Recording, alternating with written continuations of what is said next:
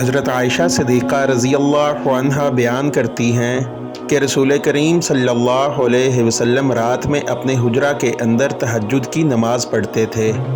حجرے کی دیواریں پست تھیں، اس لیے لوگوں نے رسول کریم صلی اللہ علیہ وسلم کو دیکھ لیا اور کچھ لوگ آپ صلی اللہ علیہ وسلم کی اقتداء میں نماز کے لیے کھڑے ہو گئے۔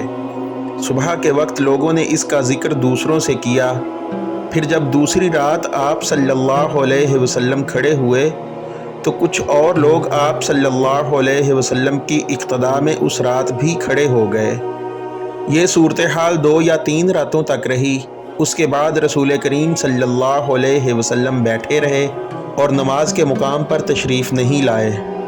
پھر صبح کے وقت لوگوں نے اس کا ذکر کیا تو آپ صلی اللہ علیہ وسلم نے فرمایا کہ میں ڈر گیا کہ کہیں رات کی نماز یعنی تہجد بھی تم پر فرض نہ ہو جائے، اس خیال سے میں نے یہاں آنے کا ناغہ کر دیا۔